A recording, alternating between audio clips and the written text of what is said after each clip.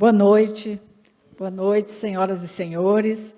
Eu quero iniciar agradecendo, doutor Edilberto, por esse convite, ao senhor, presidente do Instituto Rui Barbosa, e que vem conduzindo, né, esse trabalho, entre outros, mas esse trabalho importantíssimo. Eu também vejo, assim, nisso, uma possibilidade de arregimentar mais forças, mais conscientização, mais sensibilização por essa questão que deve nos mover e nos comprometer a todos, a todas, que é a melhoria da educação pública do nosso país. Prezados presidentes, presidente Saulo Mesquita, presidente aqui do Tribunal de Contas do Estado de Goiás, presidente Joaquim Castro, presidente do Tribunal de Contas dos Municípios do Estado de Goiás, querida Fátima Gavioli, secretária de Educação, que aqui representa também o governador Caiado. Muito obrigada a você, que é uma das pessoas que está aí construindo esses processos desafiadores, né, para a qualidade da nossa educação. Doutor Rodrigo Coelho, presidente do Comitê de Educação, militante, comprometido. Nós já tivemos a oportunidade, né, de interagir algumas vezes, e é muito evidente esse seu compromisso. Doutor Edilson Silva, vice-presidente executivo da Tricom, né, que também aqui falou e tão bem sobre a importância, a presença da Tricom nesse trabalho. Doutora Cristiana Moraes, conselheira do Tribunal de Contas do Estado de São Paulo. Doutor Tiago Gregório, defensor público geral do Estado de Goiás. Prezado amigo Maurício Holanda, secretário de Articulação Intersetorial e dos Sistemas de Ensino do Ministério da Educação. E saudar a todos os conselheiras aqui presentes, aos auditores técnicos, a todos os servidores e demais pessoas que compõem, que vêm prestigiar aqui esse momento. Eu começo, assim, isso foi, inclusive, falado inicialmente, o ministro Camilo, que estava, né, com a agenda prevista para estar aqui nesse momento, mas teve esse chamamento e essa viagem internacional que não lhe permitiu estar aqui, ele ainda está fora, e eu, lamentando a impossibilidade da presença dele, né, com certeza seria muito bom, mas vim aqui, né, procurar honrar aí esse convite e essa representação também. Dando assim a vocês, fazendo uma breve síntese, um breve panorama daquilo que especialmente nos desafia e do que, assim, dos principais desenhos, vamos dizer assim, propostos para contribuir para, dentro daquilo que é competência do Ministério da Educação, poder procurar fazer a sua parte, né, para enfrentar esses desafios. E eu não tenho assim, ilusões com relação a passe de mágica, nem receitas miraculosas, não. Mas eu acredito que, quando a política ela é bem desenhada, tem foco, tem engajamento, tem lideranças, eu acho que é possível avançar. Se não resolver todos os problemas, porque, na nossa experiência lá, como o doutor Edilberto disse, em Sobral mesmo, no Ceará, que às vezes é referenciada por alguns avanços, mas nós estamos ainda realmente distantes de oferecer, de entregar a escola de qualidade que é necessária para as crianças, para os jovens, para os adultos também, né, que ainda frequentam os bancos da educação básica. Então, mas eu vejo que nós podemos avançar, nós podemos dar passos qualitativos, assim, que nos colocam em um patamar diferente. E dessa vez o desafio é o país, é que isso aconteça, né, trazendo assim, esse nosso grande, maravilhoso e com muito potencial, que é esse nosso Brasil, mas, claro, também com seus desafios, com a sua diversidade, mas eu acredito que é possível. E eu começo com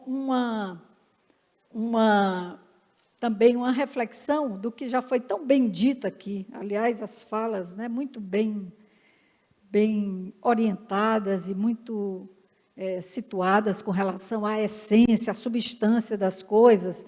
E um dos pontos importantes é exatamente esse, né? A partir da nossa Constituição, direito de todos, direito de aprendizagem, a importância da educação para os aspectos de... É aqui, né?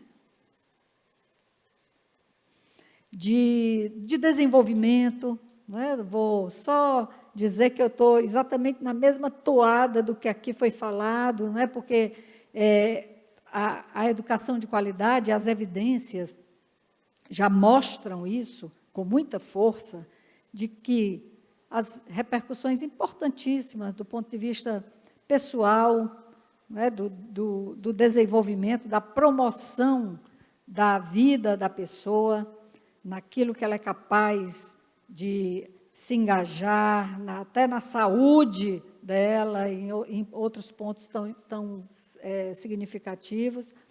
A dimensão social, acho que eu estou...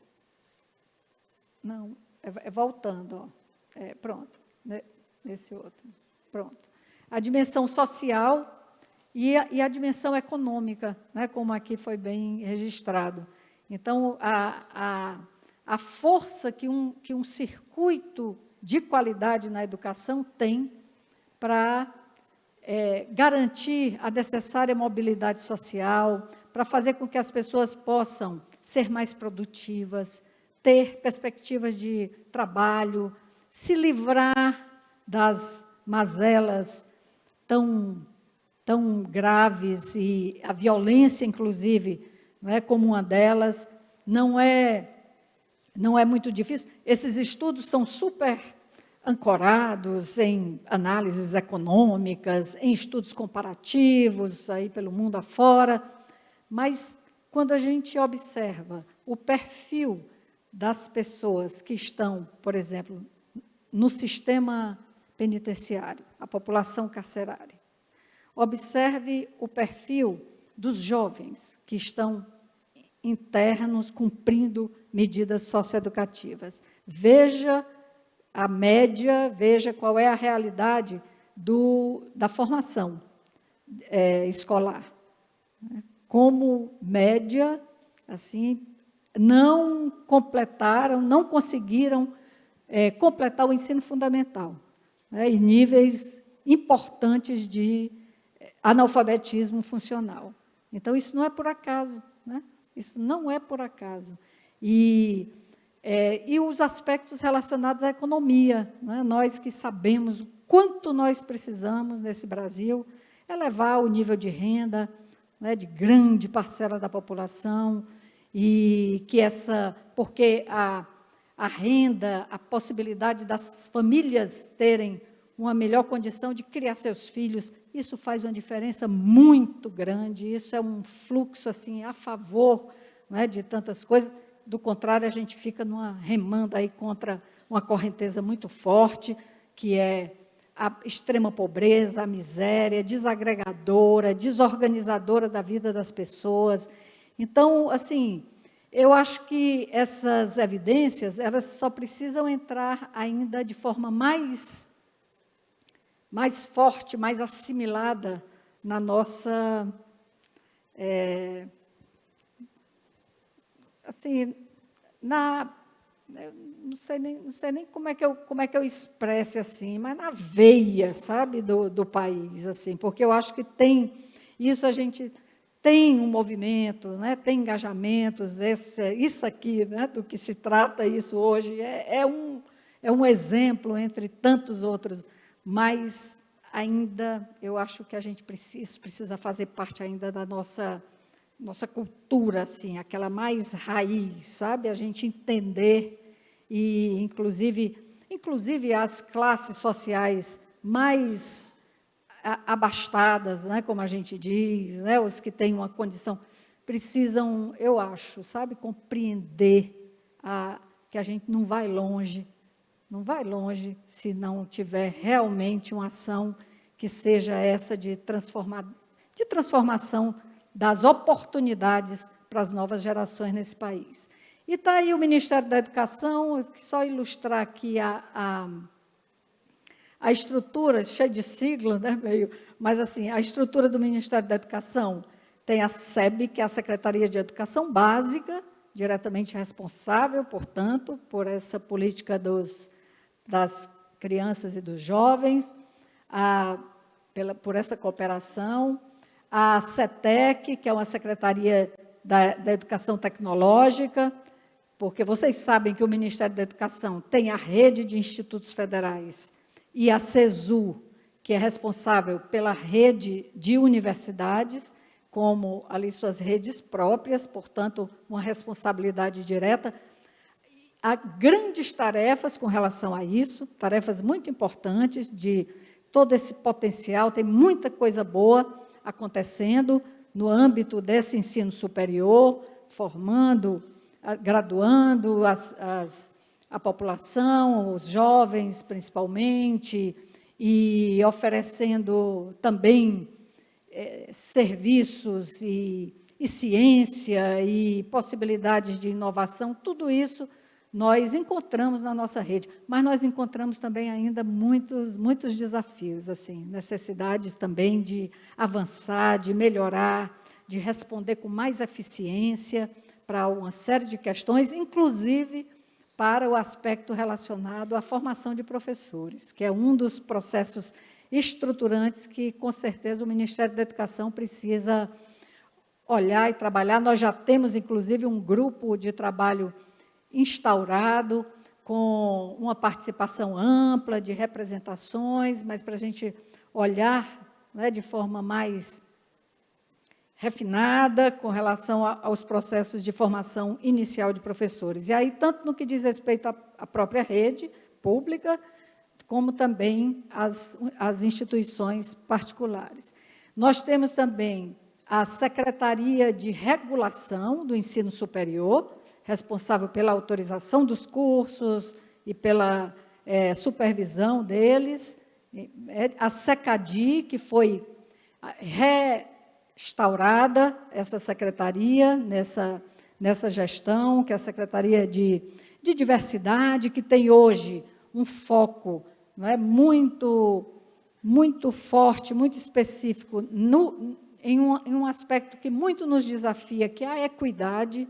Então, como que o nosso olhar para a educação básica, como que, né, nos desafios que tem, que são universais, assim, mas como que nós podemos focalizar naqueles que mais precisam, naqueles que muitas vezes pagam um preço mais alto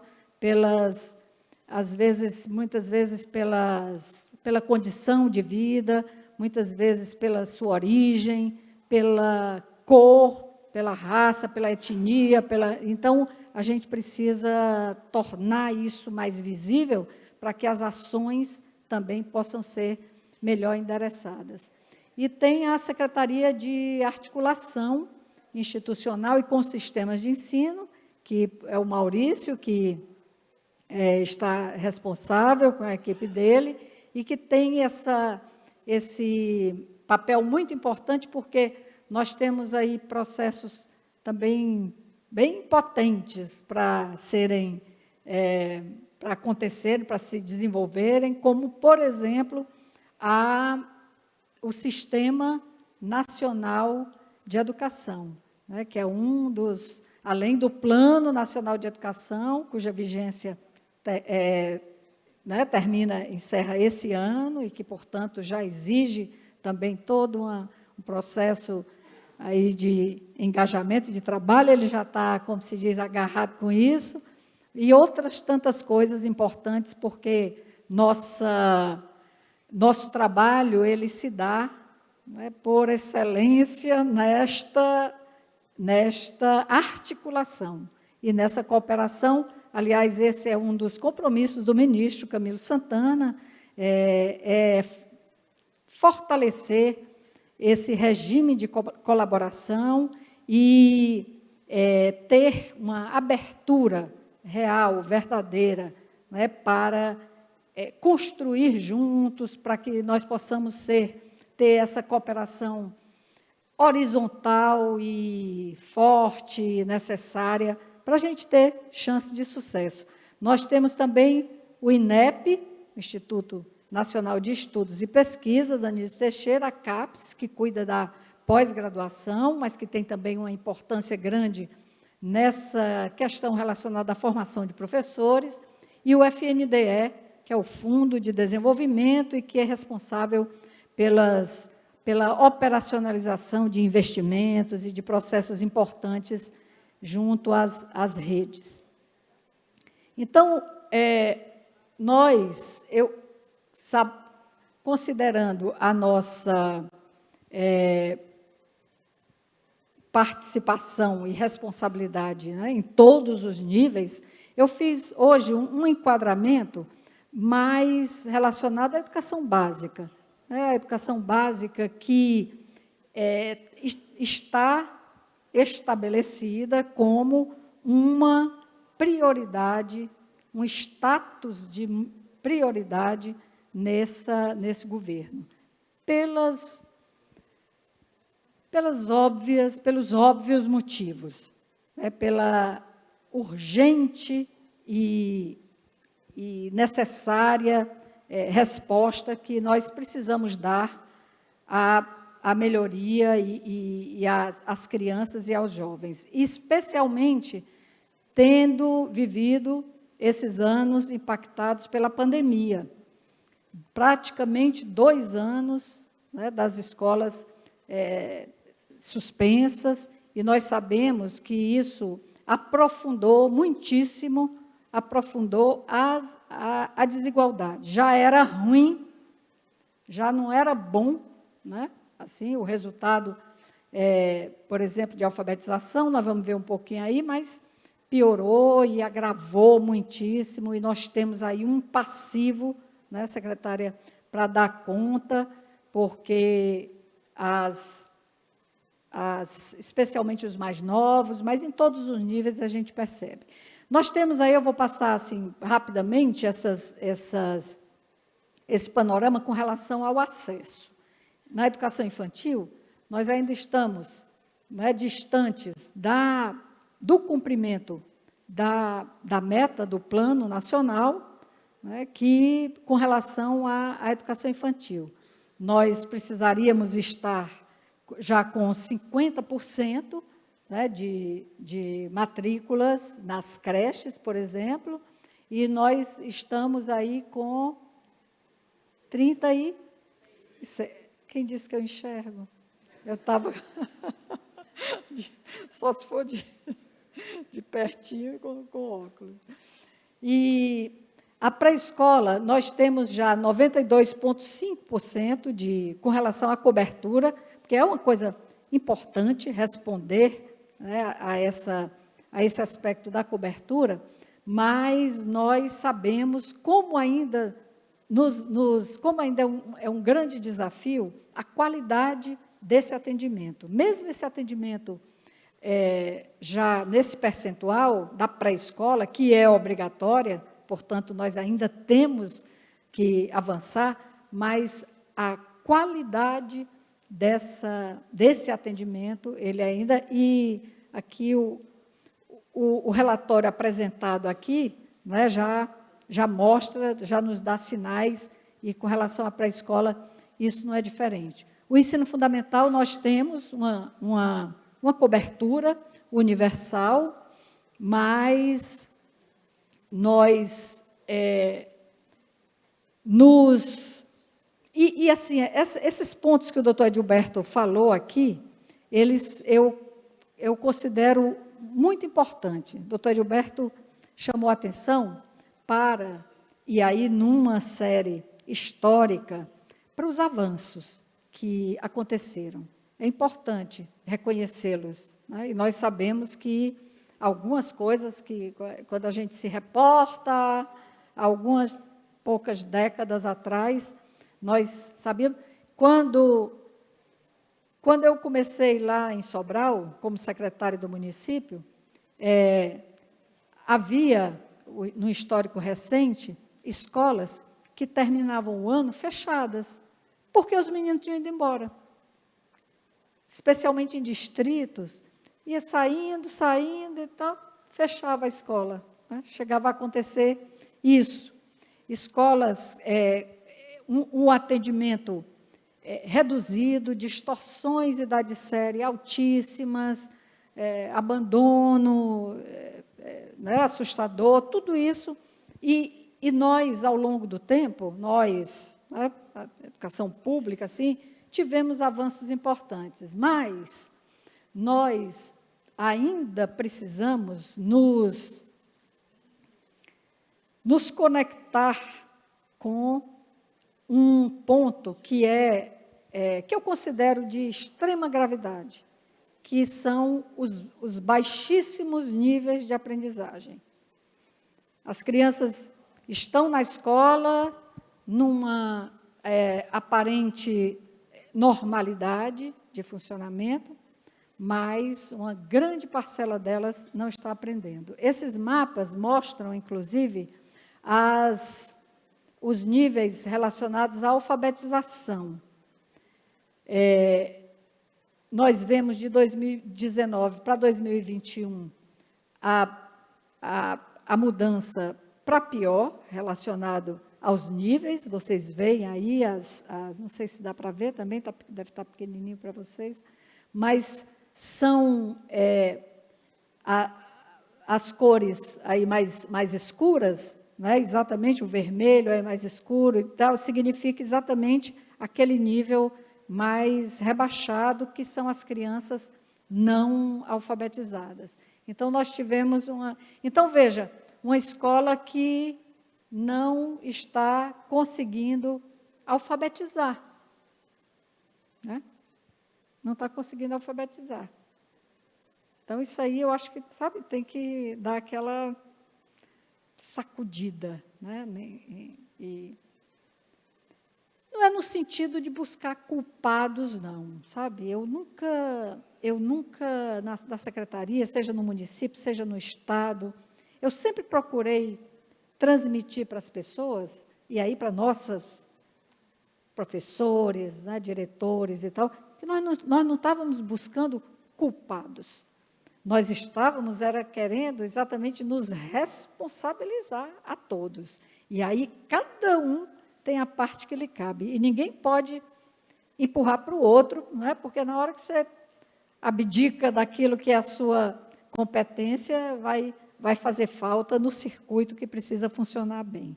Então, desde da liderança política maior, seja no município, seja no estado, o mesmo no âmbito do país, mas com um circuito virtuoso, né, de responsabilidades. No ensino médio, nós temos também um avanço com relação à cobertura, mas nós temos ainda grandes desafios com relação à permanência desses jovens. Nós temos ainda taxas de abandono, especialmente no primeiro ano do ensino médio, né, que são inaceitáveis, porque nós até reduzimos, né, são taxas, e aí, na época, no estado do Ceará, nós tínhamos, em 2007, pouco antes, nós tínhamos um abandono de mais de 20% no primeiro ano do ensino médio. Isso era, eu acho que uma situação muito semelhante a muitos estados brasileiros. Mas 6% é jovem demais para estar fora da escola. Não é? Quando você fala, baixou muito o abandono, está só em 5%. Vá, 5% de 6 milhões e meio. Não é? Então, o que é que esses meninos fazem fora da escola? E os descaminhos a que eles são submetidos. Nós temos aí um exemplo... Não, quero não, obrigada, pode deixar aí, Gil. Nós temos aí um exemplo relacionado à distorção idade série e de como ainda, né, se percebe a ineficiência do sistema à medida em que, da primeira série até o final da educação básica, já ainda apresentando índices de distorção muito elevados, e isso tem repercussão nas aprendizagens, tem repercussão na autoestima, porque nós vemos, e isso atestado por estudos mesmo, que a repetência e aquelas situações de irregularidade na vida escolar das crianças e dos jovens, elas terminam acarretando e aumentando o nível de riscos para o sucesso da escolaridade deles. Ainda números inaceitáveis. Assim também como as taxas de abandono, a que eu me referi, né, também taxas de abandono, aqui no caso por região, e uma das coisas, um dos pontos assim, de muita atenção do Ministério é exatamente a desigualdade regional, como que nós podemos olhar de forma diferente desigual para os desiguais, né? Exatamente no sentido de poder apoiar e compreender melhor aquilo que ainda representa, né, grandes desafios. E aqui, muito especialmente, eu quero chamar a atenção de vocês para esses são os percentuais de estudantes que terminam, no caso, o 5º ano do ensino fundamental, o 9º ano e o 3º ano do ensino médio. O percentual de estudantes que terminam na condição adequada. Então, vocês veem aí em português, né, língua portuguesa, 51% no 5º ano, 35% no 9º e 31% no 3º ano do ensino médio. Olha a matemática, ó, 37% adequado, 15% ao final do 9º ano e 5% ao final do 3º ano do ensino médio. Então, vejam só, assim, como... eu não digo isso para nos desanimar, não. Não adianta ficar desanimado, não. É só mesmo para a gente perceber, assim, como que um sistema produz, é incapaz de elevar e de dar conta das ineficiências da sua base. Ao invés de dar conta, na sequência dele, aprofunda. O ensino médio, com uma entrada no ensino médio, com níveis muito insuficientes, o que se atesta também nos estudos? O agregado de conhecimento é pouquíssimo. Não, é desesperador, às vezes. Assim, é quase como se os meninos não tivessem feito nada, nenhum ano letivo ao final do ensino médio, de tão insignificante que é o agregado, quando eles têm essa base escolar muito ineficiente. Então, assim, né, Brasil, vamos ou não vamos, né? E como que a gente, né, também de forma breve aqui, quantos minutos, hein, por sinal, aí do meu tempo eu nem... Tu está controlando, né? Então, assim, como que nós, sem como eu falei, sem acreditar em receitas prontas nem nada, mas nós temos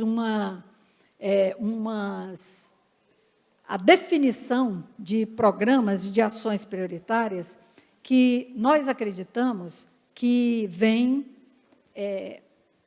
ao encontro, né, da nossa possibilidade de reverter essa situação. Uma delas é o compromisso nacional pela criança alfabetizada.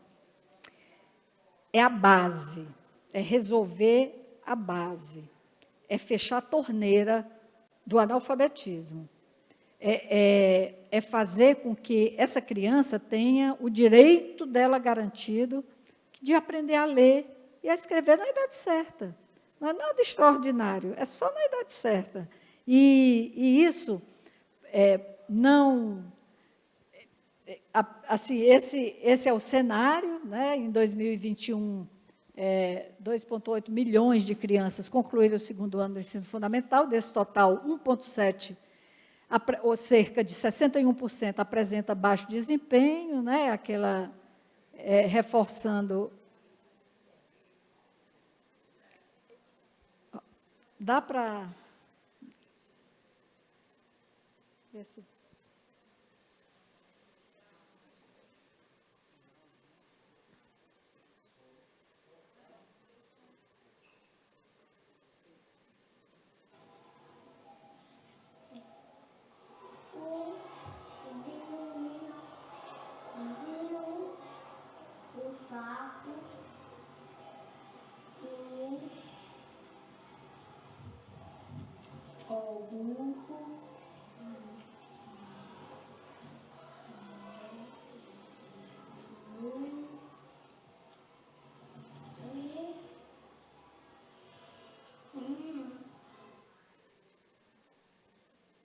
Só assim, uma breve ilustração, né? São crianças já grandinhas, né? Um exemplo da impossibilidade, a criança se sentir incapaz. Vocês imaginam o que isso representa, né, para a sequência da vida dela. Eu acho que o ponto, para mim, assim, mais forte do que eu tenho visto, que motiva abandono na escola, às vezes se fala, tem que sair porque vão em busca de trabalhar, ou isso e aquilo.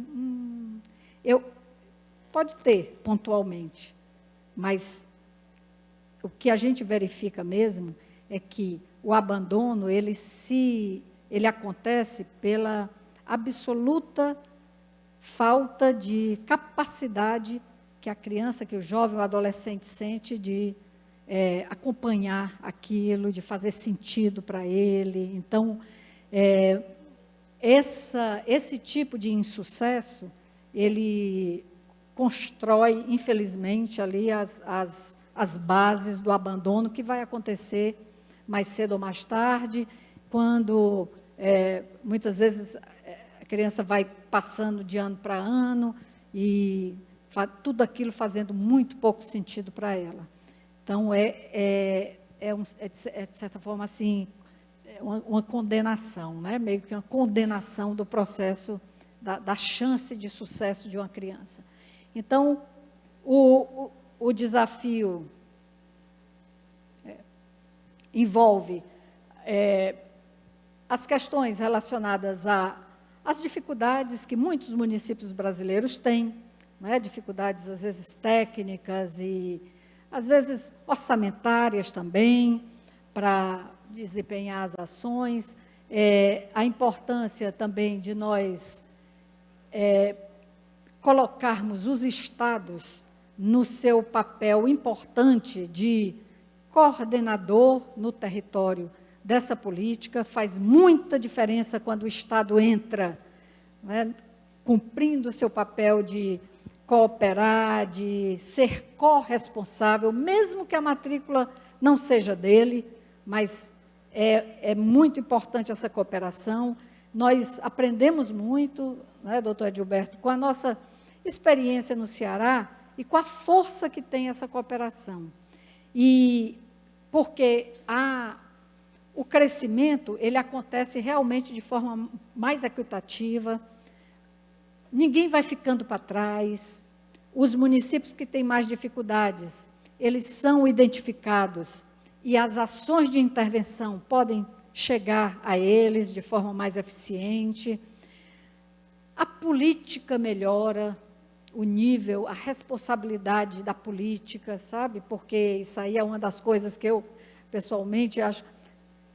Eu digo assim, nós ainda temos grandes desafios, mas tem umas coisas que eu aposto assim, que, bom, tomara, né? Que a gente já tenha alcançado um patamar diferente na nossa experiência lá no Ceará, que é exatamente a capacidade de sobrevivermos às eleições, sobrevivermos, inclusive, às mudanças de partido, né, nos municípios, de municípios que, anos de eleição municipal, em que teve uma renovação muito grande e que não houve descontinuidade. Então, uma certa apropriação disso, da política da educação, já como talvez um certo valor e tal, isso é muito importante. E os estados darem esse exemplo, terem uma relação republicana, não fazer diferença, não deixar um ou outro ali de fora, não privilegiar ninguém porque é do meu partido ou não é. Os estados têm um papel muito importante de dar esse sinal para os municípios, porque quando o sinal é claro e sincero, eles vêm com mais empenho. E a proposta é exatamente esse regime de colaboração, com um apoio técnico e financeiro, com engajamento político e incentivos também, e com foco na equidade. Não bastam a liderança, o querer, a decisão política, ela precisa estar coladinha com a força de uma agenda. É preciso ter o que fazer, né? É preciso ter passo a passo, é preciso ter princípios, diretrizes, é preciso ter foco na melhoria da gestão, tanto na secretaria como nas escolas. São as duas inteligências, né, do sistema.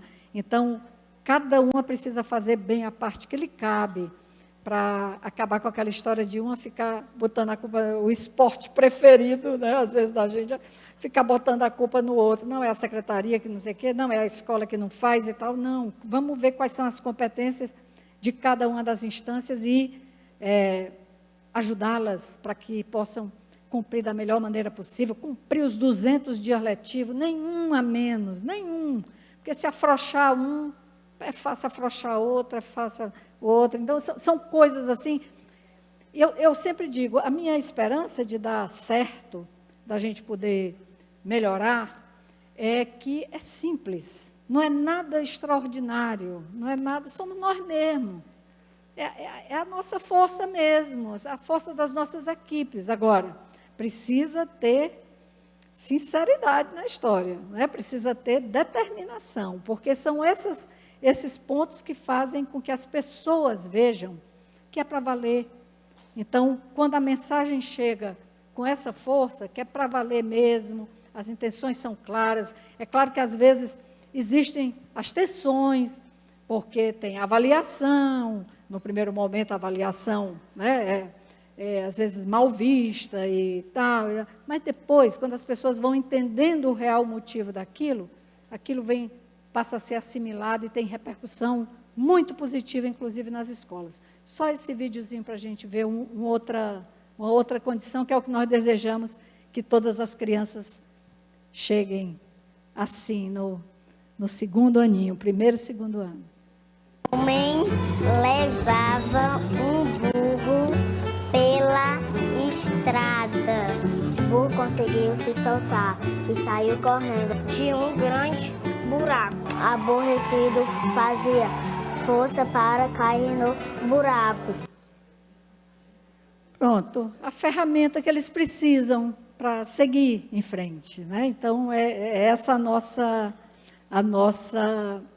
nosso compromisso. Criança alfabetizada, bem alfabetizada, no segundo ano. Segundo ano já é consolidação, a gente tem que ter um olhar mais sistêmico, e aí, olha, porque eu não posso esticar demais, já estão ali me regulando, mas, assim, o foco é a alfabetização, mas o olhar é sistêmico para a educação infantil e para as séries seguintes, para a recomposição das aprendizagens, e tudo isso também com esse ganho, com esse efeito positivo de melhoria, de elevação do nível de responsabilização, de cooperação, né? Na verdade, de todos se importarem com o que está acontecendo nas escolas. A outra é o tempo integral. É a política de tempo integral, que, por sinal, sexta-feira vai ser lançada pelo presidente Lula, pelo ministro Camilo, vai ser lá no Ceará o evento, e é uma política de procurar garantir, aí é só uma referência tanto ao Plano Nacional de Educação, que prevê isso, nós ainda estamos distantes do cumprimento dessa meta, aí é um cenário, vou passar, mas assim, o que é a proposta? A proposta é podermos, Ministério da Educação, cooperar com estados e municípios para a expansão de matrículas em tempo integral. Mais uma vez, não é só mais tempo, não é uma questão só de mais tempo, é mais tempo para nós termos mais qualidade. Aí é a qualificação dessa matrícula de tempo integral. E nós precisamos, né, de estruturas, melhoria de estruturas, com certeza. A gente vê exemplos como esses que foram apresentados aqui no relatório, né? E eu e a Fátima estávamos ali na expectativa. E é preciso dignidade, né? É preciso ter um padrão de dignidade. Eu sei que, muitas vezes, assim, nós podemos não ter ainda o ideal, o padrão ideal em todas as unidades. E isso, eu acho até importante a gente não condicionar necessariamente melhores resultados ou a possibilidade de avançar com uma oferta de mais tempo na escola, de mais tempo, de uma oferta de educação integral, não condicionarmos isso a termos o melhor dos mundos, sabe? Porque senão a gente vai esperar muito e a gente vai condicionar processos que podem acontecer. Eu gosto, às vezes, de contar uma história de um jornalista me entrevistando sobre, a época, o prêmio Escola Nota 10, porque tinha um dos incentivos lá no Ceará, era o que a gente chamava um prêmio Escola Nota 10 para aquelas escolas que conseguiam alfabetizar. Quando o sarrafo foi aumentando, tinha que alfabetizar 100% das crianças.